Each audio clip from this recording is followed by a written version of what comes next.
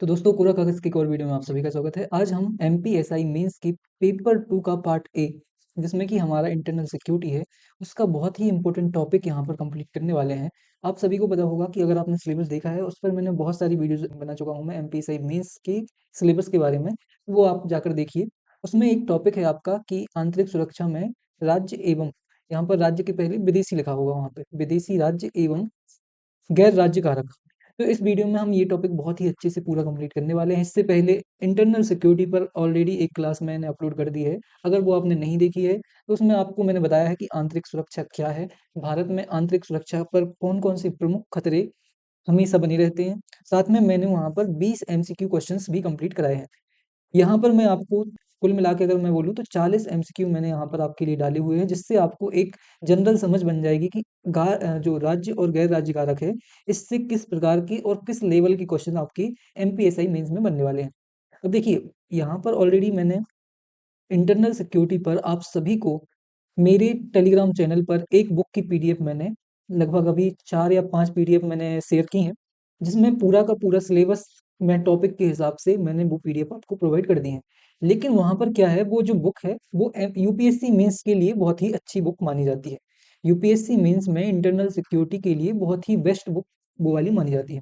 लेकिन आप सभी को पता है कि आपका जो एमपीएसआई मेंस है, वो कैसे होने वाला है, ऑब्जेक्टिव बेस्ड वाला होने वाला है। मतलब आपको 4 ऑप्शन हर क्वेश्चन में मिलेंगे। उसके बाद आपको बेस्ट आंसर उसमें क्या करना है, चूज़ करना है। तो चलिए बिना कोई देरी किए सबसे पहले हम चलते हैं कि आंतरिक सुरक्षा क्या होती है।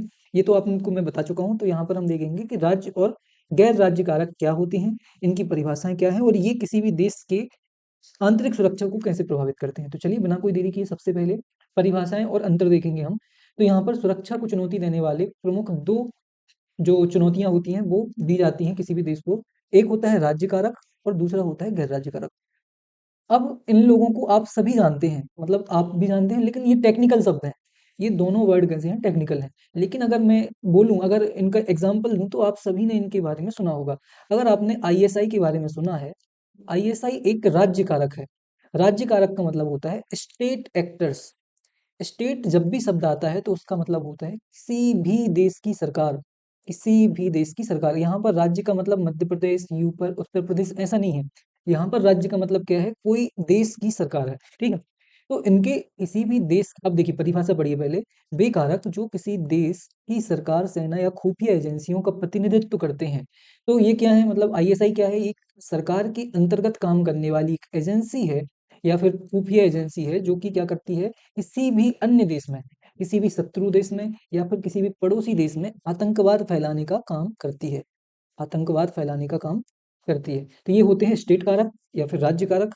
वहीं दूसरी जगह पे अगर मैं गैर राज्य कारक, आईएसआई आपने सुना होगा। आईएसआई क्या है, अब सभी को पता है, पाकिस्तान की एक खुफिया एजेंसी है और ये हमेशा भारत में आतंकवाद फैलाने के लिए काम करती रहती है। अगर मैं गैर राज्य कारक की बात करूँ तो वे समूह जिनका किसी सरकार से औपचारिक यहाँ पर एक चीज ध्यान रखना आप, औपचारिक संबंध नहीं होता है लेकिन वे सुरक्षा को प्रभावित करते हैं। औपचारिक का मतलब है कि they are not connected with government with officially, मतलब ऑफिशियली वो कनेक्ट नहीं है, लेकिन उनका संबंध तो है। क्योंकि ये दुनिया को दिखाने के लिए उनका कोई संबंध नहीं है सरकार के साथ, क्योंकि अगर ऐसा होगा तो सरकार का नाम आएगा तो सरकार पर सैंक्शन लगेंगे। तो उससे बचने के लिए सरकार इनको फंडिंग ज़रूर करती है, लेकिन दुनिया के सामने ये बताती है कि हमारा इन संगठनों से कोई भी संबंध नहीं है। ये होता है गैर राज्य कारक। समझ में आ रहा है? चलिए, अब इनका उद्देश्य क्या होता है? इनका उद्देश्य होता है शत्रु देश को अस्थिर करना और भू राजनीतिक लाभ, यही होगा। वहीं अगर मैं गैर राज्य कारक की बात करूँ तो ये जो गैर राज्य कारक हैं, इनके बहुत सारे छोटे-छोटे टारगेट्स होते हैं। ये पूरे देश के लिए करते हैं, मतलब इनके जो टारगेट्स होते हैं बहुत बड़े होते हैं, लेकिन इनके जो टारगेट्स होते हैं छोटे-छोटे, जैसे कि धार्मिक कट्टरता फैलाना, अलगाववाद, भाषावाद फैलाना किसी भी राज्य में। जैसे कि अगर हम साउथ इंडियन स्टेट्स की बात करें तो वहाँ पर भाषावाद एक प्रमुख प्रमुख एक क्या है, ऐसा मुद्दा है जिस पर हमेशा गैर राजनीतिक कारक जो होते हैं या फिर गैर राष्ट्रीय कारक होते हैं, ये हमेशा चोट करते हैं। तो इनको सपोर्ट करने का काम क्या होता है, अशांति फैलाने का मुख्य इनका उद्देश्य होता है, वो कैसे भी हो सकता है। तो ये होता है धार्मिक कट्टरता, अलगाववाद या आर्थिक लाभ के लिए किसी भी देश में गैर राज्य कारकों के द्वारा क्या किया जाता है, अशांति फैलाई जाती है। अब देखिए यहाँ पर कार्यशैली क्या होती है इनकी। जो राज्य कारक होते हैं ये छद्म युद्ध युद्ध बोलते हैं जिनको, छद्म युद्ध या फिर प्रॉक्सी वार। इसका मतलब है ये सीधे-सीधे कोई भी युद्ध नहीं लड़ते हैं, सीधे-सीधे युद्ध नहीं लड़ते हैं। छुप-छुप कर छोटे-छोटे हमले कहीं पर छोटा-सा ब्लास्ट कर दिया, जासूसी करना, साइबर हमले, ये इनके प्रमुख अंग होते हैं। लेकिन अगर मैं गैर राज्यकारकों की बात करूँ तो आतंकवादी जितने भी हमले होते हैं, उनमें कहीं न कहीं इनका नाम आता है। जैसे कि अभी पहलगाम हमला हुआ था तो उसमें जैश-ए-मोहम्मद, अगर मैं सही हूँ तो जैश-ए-मोहम्मद ने क्या किया था, इसकी ज़िम्मेदारी ली थी। अभी शायद मैंने आगे डाला भी होगा। तो आपने देखा होगा कहीं पर भी एक हमला होता है, उसके बाद कोई एक आतंकवादी संगठन आता है और वो बोलता है कि इसकी ज़िम्मेदारी मैं ले रहा हूँ। तो ये जो होता है, ये किस लिए होता है? सरकार को बचाने के लिए।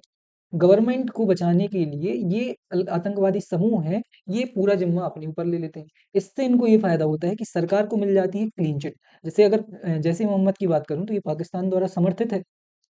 तो पाकिस्तान का नाम कहीं पर भी नहीं आएगा क्योंकि पाकिस्तान बोल देगा कि हमारा इनसे कोई संबंध नहीं है। आतंकवादी संगठन भी बोल देगा कि हमारा इनसे कोई संबंध नहीं है। हम खुद पूरी इसकी ज़िम्मेदारी लेते हैं। इससे क्या होगा, इससे अमेरिका जैसे देशों की से इन पर कोई भी सैंक्शन नहीं लगेंगे। तो ये पूरा खेल है, पूरा साइकिल चलता है। लेकिन यहाँ पर किस लिए चल रहा है साइकिल, ये आपको पता होना चाहिए। अगर उदाहरण बताऊँ तो यहाँ पर आईएसआई हो गई, पीएलए हो गई चीन की। वैसे यहाँ पर इसकी कुछ एग्ज़ाम्पल हैं, एलईटी, लश्कर-ए-तैयबा हो गया, उल्फा हो गया, ड्रग कार्टेल हो गए बहुत सारे, कुछ एनजीओ भी यहाँ पर भी मैंने एक बहुत ही इम्पोर्टेंट बात यहाँ पर ऐड की है कि एनजीओ भी, मतलब अगर भारत में कोई एनजीओ है जो कि दुनिया को दिखाने के लिए सामाजिक हित वाले काम कर रहा है, दुनिया को दिखाने के लिए सामाजिक हित वाला काम कर रहा है, लेकिन उसको अगर फंडिंग चीन जैसे देशों से या फिर पाकिस्तान जैसे चीनों से आ रहा है, तो उसमें इनका कोई ना कोई जो उद्देश्य है वो आतंकवादी अ, लक्ष्य का भी हो सकता है। तो इस पर मैं अभी आपको एक एफसीआरए एक्ट भी बताऊँगा, बहुत ही इम्पोर्टेंट एक्ट है, उसके बारे में भी मैं थोड़ी-सी इन्फॉर्मेशन आपको दूँगा। तो चलिए बिना कोई देरी किए आगे हम देखते हैं चुनौतियाँ और विश्लेषण कौन-सी इसमें, मतलब जो चुनौतियाँ दी जाती हैं विदेशी राज्यकारकों के द्वारा, उनमें सबसे इम्पोर्टेंट है छद्म युद्ध। अभी मैंने बताया कि ये जो bleed India with a thousand cuts, ये आपने एक स्लोगन सुना होगा, अभी आपने धुरंधर मूवी देखी होगी, धुरंधर देखी है कि नहीं? तो उसमें एक जो विलेन होता है पाकिस्तान का, वो जनरल जिया उल हक का एक स्टेटमेंट बोलता है कि जब 1971 का वॉर होता है और ये लोग हार जाते हैं, तो इन लोग ने जो इनके उस टाइम पे जिया उल हक जो जनरल थे, सेना के प्रमुख थे, उन्होंने ये स्टेटमेंट बोला था कि हम इंडिया को बहुत छोटे-छोटे ज़ख्म देंगे और मतलब लहू-लुहान कर देंगे। तो उसके बाद से इनका जो प्रॉक्सी प्रॉक्सी वार वाला या फिर छद्म युद्ध वाला कॉन्सेप्ट है, वो कहाँ से उभरा है? इस स्टेटमेंट से उभरा है। इसके बाद इससे प्रभावित होकर बहुत सारे गैर राज्य कारक उत्पन्न हुए पाकिस्तान में और वो अभी भी एक्टिव हैं। तो ये स्टेटमेंट आपको याद रखना है, किसका है? जिया उल हक का है। किस देश से संबंधित है? पाकिस्तान से। सलामी स्लाइसिंग क्या है? ये चीन के द्वारा, जैसे चीन का आप हमेशा मैप देखते होंगे हर 2-3 महीने में, तो ये हमारे अरुणाचल प्रदेश को, जो हमारा अरुणाचल प्रदेश है, नॉर्थ ईस्ट का हिस्सा है, उसको अपने अंदर कभी न कभी पूरा ले लेता है मैप में। और अक्साई चीन का भी क्या करते हैं ये लोग, अक्साई चीन को भी अपनी पार्ट में दिखाते हैं, जो कि हमारे कश्मीर का हिस्सा है।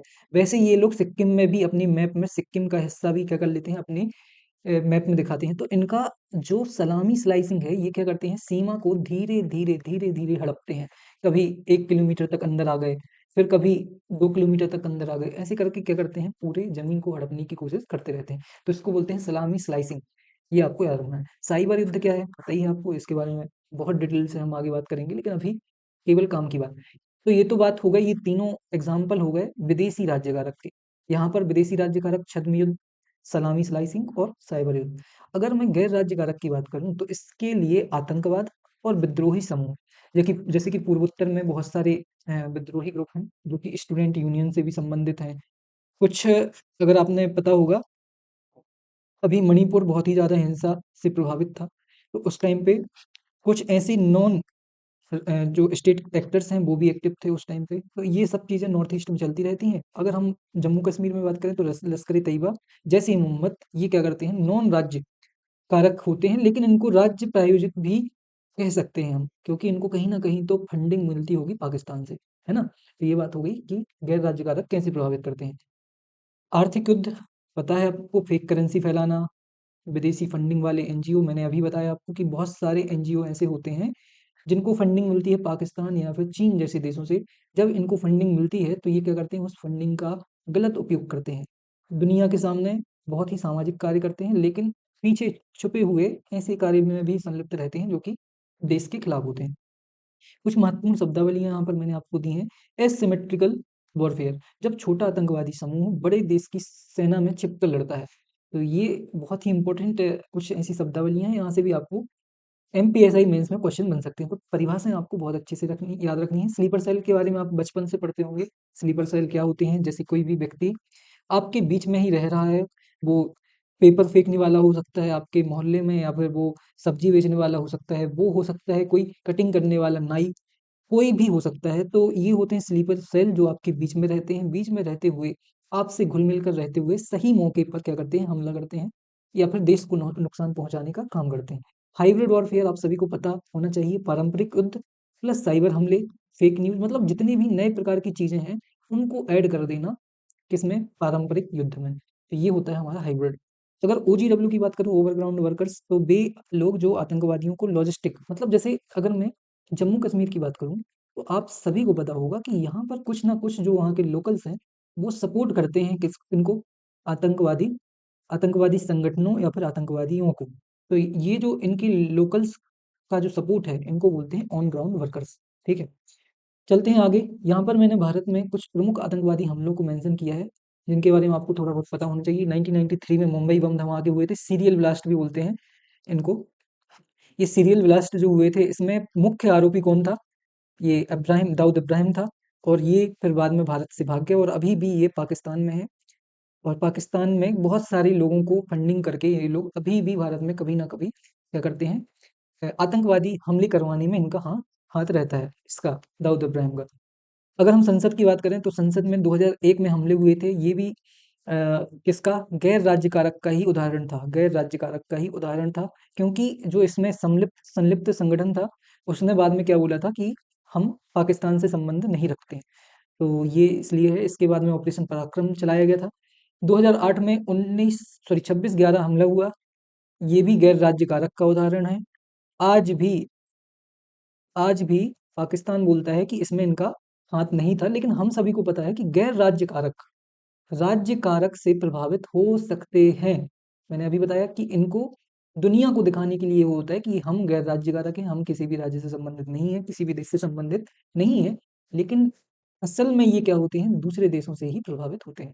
फिर 2016 में उरी हमला होता है, सेना के कैंप पर हमला होता है, जवाब में भारत ने सर्जिकल स्ट्राइक की। 2019 में पुलवामा हमला, और 2025 में हमारा पहलगाम अटैक, जिसमें 26 लोगों को, पर्यटकों को, एक ऐसे जिनको हम बोलते हैं सॉफ्ट अटैक, बोलते हैं सॉफ्ट अटैक, क्या बोलते हैं इसको? Soft attack. ऐसे लोग जो कि जिन पर हमला नहीं करना चाहिए, उन पर भी इन्होंने हमला करके क्या कर दिया? सारी सीमाओं को पार कर दिया। तो ये हो गई हमारी बात कि कुछ भारत में बहुत ही ऐतिहासिक हमले हुए हैं, उनको मैंने यहाँ पर मेंशन कर दिया है। इनके बारे में हम डिटेल में देख सकते हैं, लेकिन उसका कोई फ़ायदा नहीं है। आपको एमसीक्यू के लिए तैयारी करनी है, बस थोड़ी-सी समझ लेनी है। सक्रिय आतंकवाद संगठन आप सभी को पता है। कुछ ऐसे एक्टिव आतंकवादी संगठन हैं, उनको मैंने यहाँ पर ऐड किया है। लश्कर-ए-तैयबा पाकिस्तान आधारित है, और इसका भारत में बहुत सारे हमलों में क्या है? पूरा-पूरा योगदान रहा है। जैश ए मोहम्मद, मैंने बताया था अभी, पुलवामा हमला, अच्छा ये पहलगाम का नहीं, पुलवामा हमला है इसमें, इसने करवाया था। और संसद हमले में कौन ज़िम्मेदार है? ये आपको याद रखना है। ये जैश ए मोहम्मद है, तो जबकि 26/11 में कौन था? लश्कर-ए-तैयबा था। तो ये 2 चीज़ें आपको याद रखनी है कि 26/11 हमले में कौन ज़िम्मेदार था? लश्कर-ए-तैयबा। जबकि जैश ए मोहम्मद किसमें था? पुलवामा अटैक 2019 में। और संसद हमले 2002 में हुए थे, 2000 में हुए थे। एक बार देख लेते हैं हम, 2001 में हुआ था, ठीक है? तो ये आपको सन भी थोड़ा बहुत याद रखने हैं, जैसे कि मैं भूल रहा था यहाँ पर। 2001 में हुआ था, 2016 में उरी हमला हुआ था, 1993 में मुंबई सीरियल ब्लास्ट हुए थे। फिर यहाँ पर अच्छा 2 और रह गए, टीआरएफ, द रेसिडेंस फ्रंट, ये इसको हम एलईटी भी बोलते हैं, लश्कर-ए-तैयबा का ही दूसरा नाम है, जो कि कश्मीर में एक्टिव रहता है। खालिस्तानी समर्थक ग्रुप है, जिसको आप सभी को पता होगा, यूके में और कनाडा में ये हमेशा एक्टिव रहते हैं। जब भी वहाँ पर लोकल लोग, मतलब भारत के लोकल लोग कोई भी चीज़ करते हैं, तो वहाँ पर इनका बहुत ज़्यादा विरोध होता है खालिस्तानियों के द्वारा। तो ये हो गया खालिस्तानी समर्थक ग्रुप। अब आगे हम यहाँ पर देखने वाले हैं कुछ आधुनिक अवधारणाएँ, कुछ ऐसे मॉडर्न कॉन्सेप्ट जिनका उपयोग गैर राज्य कारकों के द्वारा हमेशा किया जाता है। ठीक है? तो यहाँ पर लॉन वुल्फ अटैक का मतलब क्या है? जब कोई व्यक्ति या कोई संगठन सीधे किसी संगठन के सीधे आदेश के बिना विचारधारा से प्रभावित होकर अकेले हमला करता है। कब? जब केवल एक व्यक्ति, एक या दो लोग सीधे किसी संगठन से सम्मिलित हुए बिना सीधे अटैक करते हैं तो उसको लॉन वुल्फ अटैक कहते हैं। कट्टरपंथी क्या होते हैं? एक्सट्रीमिज्म या फिर रेडिकलाइजेशन ग्रुप होते हैं जो कि लोगों को सोशल मीडिया, इंटरनेट के माध्यम से क्या करते हैं? हिंसा हिंसा फैलाने के लिए उकसाते हैं। उनको बोलते हैं कट्टरपंथी। जैसे जो कसाब था, कसाब को पहले रेडिकलाइज किया गया था, उसको पहले कट्टरपंथियों के द्वारा उसकी सोच को बदला गया था, रेडिकलाइजेशन किया गया था, उसके बाद भारत में भेजा गया था। वैसे स्लीपर सेल ऑलरेडी हम सभी जान चुके हैं, स्लीपर सेल कौन होते हैं, और इसके बहुत सारे उदाहरण हैं, जैसे कि भारत में जितने भी प्रधानमंत्रियों की हत्या हुई है, दो प्रमुख प्रधानमंत्रियों की हत्या की गई है, उसमें स्लीपर सेल्स का बहुत बड़ा हाथ था। जिसमें पहले राजीव गांधी थे और दूसरी इंदिरा गांधी थी। फिर यहाँ पर साइबर उग्रवाद, साइबर एक्सट्रीमिज्म, जो कि साइबर अ, जो सोशल मीडिया साइट्स होती हैं उनके द्वारा फैलाया जाता है। भारत में कानूनी विकास की बात करूँ अगर मैं, तो मैंने ऑलरेडी आपको बताया कि जितने भी एक्ट्स हैं वो मैं एक ही वीडियो में आपको अपडेट करा दूंगा। लेकिन यहाँ पर आपको थोड़ी सी समझ होना जरूरी है। यूएपीए 1967 में आया था। ईयर आपको याद रखना है, ऑलरेडी मैंने आपको बताया था। फुल फॉर्म भी आपको याद रखनी है, फुल फॉर्म और ईयर, ये चीज आपको याद रखनी है। रासुका कब आया था? 1980 में आया था। आपका 1985 में 1995 तक टाडा एक्टिव था, जिसको बोलते हैं terrorism and disruptive activities act. ये कब बनाया गया था? ये बनाया गया था इंदिरा गांधी जी की हत्या के बाद। ठीक है, तो ये बहुत ही इम्पोर्टेंट एक्ट था, लेकिन इसका विरोध हुआ बहुत सारे लोगों ने, या फिर जो विपक्षी पार्टियां हैं उसने बहुत विरोध किया। तो इसके बाद इसकी जगह पे पोर्टल लाया गया, जिसका फुल फॉर्म था प्रिवेंशन ऑफ टेररिज्म एक्ट। और ये कब आया था? 2000 में आया था। संसद हमले के बाद लाया गया था। बाद में 2004 में ये भी रद्द हो गया। मतलब ये दो अभी एक्टिव नहीं है, टाडा और पोटा अभी एक्टिव नहीं है। एनआईए एक्ट ऑलरेडी मैं बता चुका हूँ। नेशनल इंटेलिजेंस एजेंसी एक्ट कब आया था? 2008 में आया था। कब आया था? आतंकवादी हमले 26/11 के बाद आया था। वैसे ही अगर यूएपीए की बात करूं तो 2019 में इसमें क्या हुआ था? एक संशोधन हुआ था। संशोधन क्या हुआ था कि कोई भी व्यक्ति विशेष को अब आतंकवादी घोषित किया जा सकता है। ऑलरेडी मैं इसके बारे में बता चुका हूँ। सबसे इम्पोर्टेंट एक्ट अगर मैं आपको बताऊं, एक बहुत ही इम्पोर्टेंट एक्ट है FCRA एक्ट। तो जितने भी एनजीओ होते हैं, इसको मैंने यहाँ पर डिस्क्रिप्शन नहीं दिया है, जितने भी एनजीओ होते हैं जो कि भारत में सामाजिक कार्यों में संलिप्त होते हैं, वो क्या करते हैं? जब विदेशों से उनको फंडिंग मिलती है, तो पहले क्या होता था कि ये फंडिंग मिलने के बाद इसका लोग गलत उपयोग करते थे, जो एनजीओ हैं वो गलत उपयोग करते थे। तो इसको रोकने के लिए सरकार ने फॉरेन कंट्रीब्यूशन रेगुलेशन एक्ट लाया। इस एक्ट के अंतर्गत अब कोई भी अगर एनजीओ, किसी भी एनजीओ को अगर बाहर से किसी भी अन्य देश से, विदेशी देश से फंडिंग मिलती है, तो उसे पहले बताना पड़ेगा सरकार को कि उसको फंडिंग कितनी मिली है, किस काम के लिए मिली है और कहाँ से मिली है। साथ में उनका जो अकाउंट है, वो अकाउंट दिल्ली के किसी एसबीआई बैंक में केवल एक ही शाखा में खोला जा सकता है। तो ये सारी चीज़ें इसलिए की गई ताकि जो उनको फंडिंग मिल रही है, इसका ये गलत उपयोग ना कर सकें। इस पर हम डिटेल चर्चा करेंगे हमारे एक्ट वाली वीडियो में, तो बिल्कुल भी आपको परेशान नहीं होना है। यहाँ पर कुछ करंट अफेयर है। पीएफआई बैन किया गया था। एफएमआर आप इसको पढ़ लेना, मैं पीडीएफ अपने टेलीग्राम चैनल पर शेयर कर दूंगा। पहलगाम राजौरी हमला, इसके बाद अब क्या हो रहा है कि अब जो नॉन स्टेट एक्टर हैं वो क्या कर रहे हैं? सॉफ्ट टारगेट्स को भी अपना निशाना बना रहे हैं। इसी के साथ ऑपरेशन ध्वस्त चलाया गया एनआईए के द्वारा, जो कि ड्रग तस्करी को की गठजोड़ को तोड़ने के लिए बनाया गया था। अब यहाँ से हमारे स्टार्ट हो रहे हैं कुछ महा प्रैक्टिस एमसीक्यूज। यहाँ पर हम 40 क्वेश्चंस देखने वाले हैं। इससे आपको एक आइडिया मिल जाएगा कि क्वेश्चन किस टाइप के मिलने वाले हैं आपको एमपीएसआई मेंस में। चलिए बिना कोई देरी किए सबसे पहले हम ये सारे टेस्ट लगा के देखेंगे। तो तैयार हो जाइए दोस्तों, यहाँ पर हम महा प्रैक्टिस सेट में 40 क्वेश्चन यहाँ पर करने वाले हैं। तो देखिए बहुत ही इंपॉर्टेंट है, क्योंकि आपके एमपीएसआई मेंस में मैं बार बार बोल रहा हूँ कि आपको क्वेश्चन कैसे आने हैं, एमसीक्यू बेस्ड आने हैं।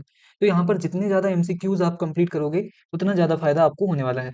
अब देखिए राज्य कारक क्या है, इसमें सबसे सटीक उदाहरण हमको बताना है। तो क्या आईएसआई, देखिए राज्य कारक क्या बोला है मैंने पहले ही बताया था कि राज्य कारक जो होते हैं वो राज्य के अंतर्गत, यानी कि किसी भी सरकार के अंतर्गत काम करते हैं, उनको हम स्टेट एक्टर बोलते हैं, इसलिए आईएसआई इसका सही आंसर होगा। अगले क्वेश्चन पे चलते हैं। ब्लीड इंडिया विद 1000 कट्स, बताइए किस देश का है? पाकिस्तान का। अगर किसने कहा है ऐसा आएगा तो आपको क्या बताना है? जनरल जनरल जिया उल हक, जिया उल हक। ठीक है, कोई डाउट नहीं। अगले क्वेश्चन में देखिए, गैर राज्य कारकों में कौन शामिल है? गैर राज्य कारकों में एनजीओ यहाँ पर बोला है नहीं है, एनजीओ है, एमएनसी है, भारतीय सेना नहीं होगा और आतंकवादी संगठन होगा। इसका मतलब इसका सही आंसर क्या होगा? सी। चलते हैं अगले क्वेश्चन पे। प्रॉक्सी वॉर का अर्थ क्या है? प्रॉक्सी वॉर का तीसरे समूह द्वारा छद्म युद्ध। छद्म युद्ध का मतलब होता है छुप छुप के ऐसे वार करना जैसे कि लगे कि इन्होंने नहीं किया है, अचानक से वॉर करना, ये कहलाता है छद्म युद्ध। अगले क्वेश्चन में चलिए, एफसीआरए का उपयोग किसे नियंत्रित करने के लिए किया गया? मैंने बताया था एफसीआरए का फुल फॉर्म आपको याद रखना है, फाइनेंशियल कंट्रीब्यूशन रेगुलेशन एक्ट, या फिर फॉरेन कंट्रीब्यूशन रेगुलेशन एक्ट जो होता है वो एनजीओस के खिलाफ होता है या फिर उनको नियंत्रित करने के लिए होता है, तो ये आपको पता होना चाहिए। गोल्डन ट्राइंगल, ट्रायंगल बोला है इन्होंने, है ना? किस क्षेत्र से संबंधित है? तो इसका सही आंसर होगा पूर्वोत्तर भारत। और ये किससे संबंधित है? ये ड्रग्स की तस्करी तस्करी से संबंधित है, ड्रग्स की तस्करी से संबंधित है। ठीक है, ट्रायंगल, सॉरी, गोल्डन ट्रायंगल। जबकि हमने कल पढ़ा था गोल्डन, इससे पहली क्लास में हमने गोल्डन क्रिसेंट पढ़ा था। गोल्डन क्रिसेंट जो कि अर्धचंद्राकार का होता है, और अर्धचंद्राकार का होने के कारण मतलब पाकिस्तान वाली क्षेत्र में इसका मुख्य जो क्षेत्र है वो माना जाता है। लोन वुल्फ अटैक्स का कौन करता है? तो अकेला कट्टरपंथी व्यक्ति करता है। अगले क्वेश्चन में देखिए, 26/11 मुंबई हमला किसका उदाहरण है? तो ये राज्य प्रायोजित आतंकवाद का उदाहरण है। कर तो वहां पे गैर राज्य कारक रहे थे, मतलब जो भी हमला हुआ है वो किसने किया? गैर राज्य कारकों ने। लेकिन इसका प्रयोजन किसने किया? इसका प्रयोजन किया पाकिस्तान ने। इसको या फिर मदद किसने पहुंचाई? पाकिस्तान सरकार ने, इसलिए इसको बोलते हैं राज्य प्रायोजित आतंकवाद। अगले क्वेश्चन में देखिए, वामपंथी उग्रवाद या फिर नक्सलिज्म क्या है? तो बाहरी राज्य कारक है? नहीं। अंतर्राष्ट्रीय सहयोग से? नहीं। इसका सही आंसर होगा आंतरिक गैर राज्य कारक। हमारे देश के अंदर, हमारे प्यारे देश भारत के अंदर ऐसे बहुत सारे समूह हैं या फिर ऐसे बहुत सारे संगठन हैं जो कि गैर मतलब जो हमारे देश की आतंकवादी गतिविधियों में संलिप्त हैं। आपका जो ये वाला एरिया है, झारखंड के आसपास वाला, ये वाला एरिया हमेशा प्रभावित होता है नक्सल प्रभावित क्षेत्र से, और ये देश की सीमाओं के अंतर्गत है, इसलिए इसको हमेशा बोला जाता है आंतरिक गैर राज्य कारक। तो ये आपको पता होना चाहिए। स्लीपर सेल का लक्ष्य क्या होता है भाई, बताइए? कोई और डाउट? नहीं, हिंसक गैर राज्य कारक नहीं है। तो देखिए, जैसे मोहम्मद हिंसक है, उल्फा भी हिंसक है, नक्सली भी हिंसक है। एमनेस्टी इंटरनेशनल हिंसक नहीं है, लेकिन यह एक गैर राज्य कारक है। आप सभी को मैं, ये करंट की न्यूज़ है एक्चुअली में, अगर आप करंट अफेयर को फॉलो करते हैं तो आप एक चीज़ जो अभी मैंने एफसीआरए एक्ट बताया था, तो इस एक्ट के अंतर्गत आप सभी को पता होना चाहिए इस एनजीओ को बैन किया गया है। इसके लाइसेंस को भारत सरकार ने रद्द कर दिया है। बहुत ही करंट की न्यूज़ है ये, जाकर देखिए एक बार पढ़ना, एमनेस्टी इंटरनेशनल, और फिर उसमें लिखना आप कि FCRA act, FCRA licence cancellation, तो उसमें इसकी पूरी न्यूज़ आ जाएगी, वो आपको पढ़नी है। सलामी स्लाइसिंग चीन के द्वारा अपनाई जाती है, मैंने पहले ही बताया था, अरुणाचल प्रदेश को ये अपना हिस्सा बताते हैं, अक्साई चीन को ये अपना हिस्सा बताते हैं, कभी कभी ये सिक्किम में भी क्या करते हैं, कुछ कुछ किलोमीटर में अंदर आते हैं, और इसी को बोलते हैं सलामी स्लाइसिंग। स्लाइस की तरह काटना, स्लाइस समझते हैं ना, टुकड़ों में काटना, टुकड़ों में स्लाइस के जैसे उसको काट के यूज कर लेना। मनी लॉन्ड्रिंग रोकने वाली एजेंसी है ईडी। ये वही एजेंसी है जिसकी विरोधी जो विपक्षी सरकारें हैं या फिर विपक्ष की जो राजनीतिक पार्टियां हैं वो हमेशा विरोध करती हैं इस ईडी का। आपने सुना होगा राहुल गांधी जी को या फिर और भी बड़े नेताओं को, जो ईडी की क्या करते रहते हैं, न्यूज में आपने देखा होगा कि ये बोलते रहते हैं कि ईडी क्या है, सरकार के लिए काम करती है, करेगी ही सरकार के लिए काम, लेकिन मनी लॉन्ड्रिंग को रोकना इसका प्रमुख काम है, प्रमुख लक्ष्य क्या है? मनी लॉन्ड्रिंग को रोकना। ओजीडब्ल्यू का फुल फॉर्म क्या होता है? ओवरग्राउंड वर्कर्स होता है, पहले ही बताया था कहाँ पर होते हैं, ये जम्मू एंड कश्मीर में होते हैं, ये होते हैं सिक्किम जैसे राज्यों में, या फिर ये होते हैं ऐसे राज्यों में जहाँ पर नक्सल प्रभावित क्षेत्र है, और ये इन जितने भी गैर राज्य कारक हैं उनको सपोर्ट, लॉजिस्टिक सपोर्ट देते हैं, लॉजिस्टिक सपोर्ट देने का काम करते हैं। अगला क्वेश्चन देखिए, साइबर स्पेस युद्ध का कौन सा आयाम है? साइबर स्पेस का फिफ्थ जनरेशन का आयाम इसको कहते हैं। इसका मतलब है एक नई पीढ़ी का युद्ध जो है वो है साइबर युद्ध, जो आज के टाइम पे बहुत ही ज्यादा लेवल पे चल रहा है। यूएपीएस 2019 संशोधन का मुख्य बिंदु है, ऑलरेडी मैं कल भी बता चुका हूँ, पिछली वीडियो में भी बता चुका हूँ, और आज भी मैं बता रहा हूँ कि व्यक्ति को, एक मिनट सॉरी, कहाँ गया हमारा, इसका सही होगा व्यक्ति को आतंकवादी, हाँ, व्यक्ति को आतंकी घोषित करना। कब हुआ था ये? 2019 में संशोधन हुआ। यूएपीए कब आया था? 1967 में आया था यूएपीए। इसका मुख्य उद्देश्य क्या है? किसी भी संगठन या फिर अब किसी भी व्यक्ति को आतंकवादी घोषित करना। हाइब्रिड वॉरफेयर में शामिल है, कोई डाउट वाली बात ही नहीं है। एफएटीएफ क्या है? ये बताओ जल्दी से इसका फुल फॉर्म क्या है? एफएटीएफ का फुल फॉर्म आपको जल्दी से कमेंट बॉक्स में कमेंट करके बताना है। बहुत ही ज़्यादा इंपॉर्टेंट है और अगर आप यूपीएससी, एमपी, पीएससी जैसे एग्जाम की तैयारी कर रहे हो, एसएससी में भी इसका फुल फॉर्म आ जाता है और इसके अंतर्गत बहुत सारी लिस्ट जारी की जाती हैं। तो उन लिस्ट के बारे में भी आपको पता होना चाहिए। तो अभी आपको बस कमेंट करके बताना है कि इसका फुल फॉर्म क्या है और ये क्या रोकता है। तो ये रोकता है टेरर फंडिंग और मनी लॉन्ड्रिंग को रोकता है। ठीक है। गोल्डन क्रिसेंट में शामिल पड़ोसी देश चीन, सॉरी, हाँ चीन, इसका सही आंसर क्या होगा? चीन होगा। गोल्डन क्रिसेंट, सॉरी मैंने गोल्डन क्रिसेंट बोला है ना, तो गोल्डन क्रिसेंट अभी बताया था मैंने। अर्धचंद्राकार एक ऐसा क्षेत्र है जो कि पाकिस्तान में फैला हुआ है। इसका मुख्य काम है भारत में, ये हमारे बिल्कुल सीमा से जुड़ा हुआ क्षेत्र है, ऐसे करके ऐसे।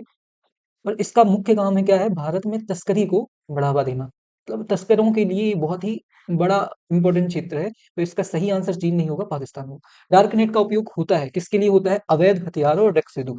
डार्क नेट नेटवर्क है एक ऐसा नेटवर्क है जहां केवल क्रिमिनल्स या फिर आतंकवादी जो समूह होते हैं वो ही क्या रहते हैं? एक्टिव रहते हैं। यहाँ पर एक्चुअली में जो डार्क नेट है, यहाँ पर किसी का भी नियंत्रण नहीं है, इस पर किसी का भी नियंत्रण नहीं है, जिसके कारण यहाँ पर जो भी कुछ भी होता है, जो भी बातें होती हैं, वो कभी लीक नहीं हो पाती हैं, या फिर लीक नहीं हो पाती, या फिर यूजर की सिक्योरिटी बहुत ज्यादा रहती है। इसी के कारण जितने भी आतंकवादी समूह हैं, वो आजकल इस डार्क नेट का यूज कर रहे हैं सारे अवैध काम करने के लिए। जैसे आप सुनते होंगे कभी कभी कि अभी भारत में आधार डेटा, लगभग 1 डेढ़ साल पहले की बात है, 2 साल पहले की बात है, आधार डेटा पूरा का पूरा डार्क नेट पर अवेलेबल था। इसका मतलब है भारत के जितने भी लोग हैं, उन सभी का डेटा डार्क नेट पर अवेलेबल था। तो ये भारत की आंतरिक सुरक्षा के लिए कितनी बड़ी चुनौती है, आप सोच भी नहीं सकते हैं, है ना? तो आपको करंट अफेयर से बिल्कुल भी कमी नहीं करनी। करंट अफेयर में इतना ज़्यादा मतलब होशियार बनना है आपको, चीज़ों को पढ़ते रहना है कि आपको कोई भी क्वेश्चन आ जाए, वो आपके रडार से बाहर ना जाए। एमएनसी सुरक्षा खतरा कब बनती है? देखिए एमएनसी जो होती हैं, मल्टीनेशनल कंपनीज कहलाती हैं। इसका मतलब है जितनी भी ऐसी कंपनियां जो अलग अलग देशों में क्या कर रही हैं, अपना व्यापार चला रही हैं। तो ये खतरा कब बनेंगी? जब इनका डेटा गोपनीयता या फिर आर्थिक संप्रभुता पर ये क्या करें, उल्लंघन करें। इसका मतलब है जैसे आपकी अभी इंस्टाग्राम आईडी है या फिर फेसबुक आईडी है, ये दो ऐसे सोशल मीडिया अकाउंट्स मतलब साइट्स हैं जिन पर भारत की सबसे ज्यादा लोग एक्टिव हैं। अब अगर आपके डेटा का जो सिक्योरिटी है या फिर प्राइवेसी है, वो कहीं से भी लीक होता है, तो ये हमारे लिए सुरक्षा का बहुत बड़ा खतरा है। जेयूरी, जमात उद दावा कैसा संगठन है बताओ? Front organisation? बिल्कुल, राजनीतिक दल तो है नहीं, सरकारी एजेंसी भी नहीं है, व्यापार भी नहीं है, तो इसका सही आंसर होगा फ्रंट ऑर्गेनाइजेशन।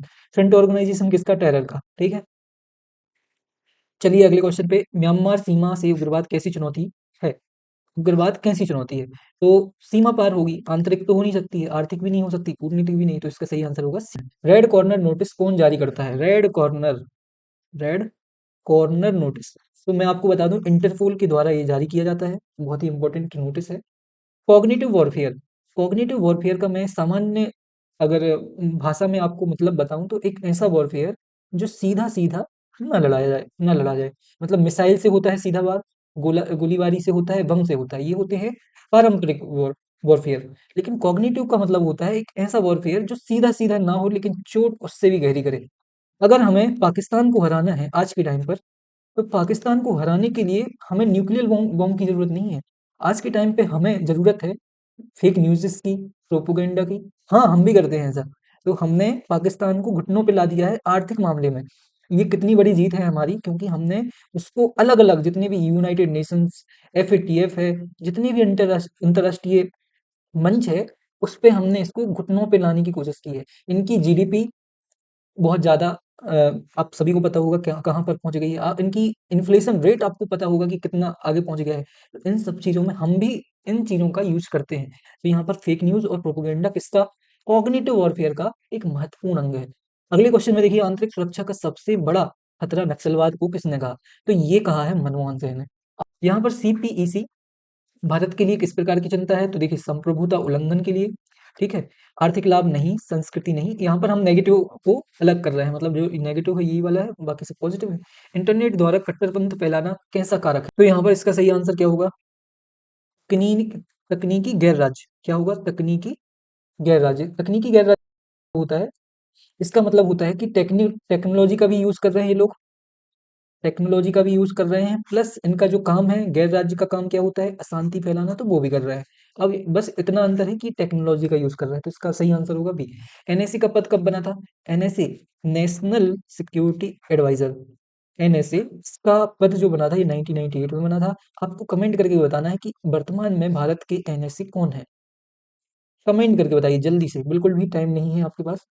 हाँ, केंद्र राज्यों की सुरक्षा करेगा, ये किस अनुच्छेद में कहा गया है? 355 हमने पिछली वीडियो में देखा था, 355 में। एफएमआर, फ्री मूवमेंट रिजीम, किस सीमा से संबंधित है? तो ये है म्यांमार से। चलते हैं अगले क्वेश्चन पर। पहलगाम हमला का लक्ष्य क्या था? तो इसका लक्ष्य था आर्मी बेस, बिल्कुल नहीं। चुनाव नहीं, सीमा नहीं, इनका टारगेट था सॉफ्ट टारगेट्स या फिर पर्यटक, जो कि इनकी सबसे गंदी नीति थी या फिर सबसे गंदी जो इन्होंने किया है वो बहुत ही सीमा से परे था, और इसका जवाब इनको मिलता रहेगा समय समय पर, और मिलना भी चाहिए। मणिपुर हिंसा किनके बीच में है? तो मैतेई और कुकी, मैतेई और कुकी। मैतेई यहाँ की एक जनजाति है, ये दोनों ही जनजातियां हैं। एक अल्पसंख्यक है और दूसरी बहुसंख्यक है। ऑपरेशन ध्वस्त किसके द्वारा चलाया गया था? एनआईए के द्वारा। डीप फेक खतरा क्यों है? गलत सूचना और दंगे फैलाने हेतु। डीप फेक डीप टेक्नोलॉजी पर काम करता है, ठीक है। ये कैसे काम करता है? ये ऐसे काम करता है कि ये एक वास्तविक व्यक्ति की छवि बनाता है, ठीक है।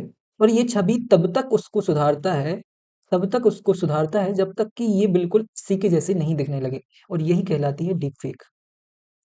आप मतलब जब इसको पढ़ेंगे डिटेल में, तो आपको समझ में आएगा कि डीप फेक टेक्नोलॉजी कितनी ज़्यादा घातक है आज के टाइम पे। आज के टाइम पर इस पे आप देख रहे होंगे कि मोदी जी गाना गा रहे हैं या फिर कुछ भी कर रहे हैं, लेकिन ये इतनी तक ही सीमित नहीं, ये तो मज़ाक तक सीमित हो गया। इससे कितनी लड़कियों की, मतलब ये बहुत ही कड़वा सच है, बहुत सारी नाबालिग लड़कियों का गलत मतलब वीडियो बनाकर उनको हैरेस किया जा रहा है। बहुत सारे प्रकार के यहाँ पर हमको क्राइम देखने को मिल रहे हैं। तो ये बहुत बड़ा खतरा है हमारे देश के लिए। क्योंकि मध्य प्रदेश का सर्वाधिक नक्सल प्रभावित जिला पहले ही बता चुका हूँ मैं, बालाघाट है इसका सही आंसर सी, ठीक है। हॉक फोर्स का मुख्यालय कहाँ पे होगा? बालाघाट में ही होगा। कब बनी थी ये? 1998 में। पिछले वीडियो में मैंने बताया था, मैं बोलने वाला था पिछले ओवर में, तो पिछले वीडियो में मैंने बताया था कि 1998 में हॉक फोर्स की स्थापना हुई थी। पीएफआई बैन किस कानून के तहत हुआ है? तो ये हुआ है यूएपीए कानून के अंतर्गत। कब आया था यूएपीए? 1967 में। संशोधन कब हुआ? 2019 में। फुल फॉर्म क्या है? अनलॉफुल एक्टिविटी प्रिवेंशन एक्ट है। क्या-क्या होता है इसके अंतर्गत? सारी चीज़ें मैं बता चुका हूँ, लेकिन फिर भी एक वीडियो बनाऊँगा जिसमें सारे एक्ट हम कंप्लीट करेंगे, ठीक है? नार्को टेररिज्म क्या है? पिछली वीडियो में भी शायद मैंने बताया था। यहाँ पर ड्रग्स पैसे की से टेरर फंडिंग है, इसका सही आंसर बी होगा। अगले क्वेश्चन में देखिए, ये हमारे वीडियो का आखिरी क्वेश्चन है। Cyber forensic lab Bharat Madhya Pradesh में कहाँ है? तो मध्य प्रदेश में भोपाल में है। इसी के साथ हमने 40 एमसीक्यू कंप्लीट कर लिए हैं, प्लस एक बहुत ही इम्पोर्टेंट टॉपिक आपके सिलेबस का हमारा कंप्लीट हो गया है। इसके अलावा मैं आपको बहुत सारे क्वेश्चंस और क्या कराऊँगा, प्रोवाइड कर दूँगा। ये पीडीएफ आपको पूरा कागज़ यूपीएससी के टेलीग्राम चैनल पर मिल जाएगी। 1-2 दिन लग जाएँगे इसमें, तो आपको बस टेलीग्राम चैनल जॉइन कर लेना है, सब्सक्राइब करना है मेरे इस प्यारे से यूट्यूब चैनल को, कोरा कागज़ यूपीएससी। ये कोरा कागज़ यूपीएससी हम सबकी कहानी है, जो कि एकदम अभी खाली है। इसको हमें भरना है अपनी आशाओं से, तो बस जुड़े रहिए कोरा कागज़ पर, क्योंकि हम मेहनत करते रहेंगे और एक दिन हमारा पेज भी, कोरा कागज़ भी सफलता से ज़रूर भरेगा। तो ऐसे ही जुड़े रहिए हमारे साथ, मिलते हैं वीडियो में, पढ़ते रहिए, ध्यान रखिए अपना। धन्यवाद। Thank you so much.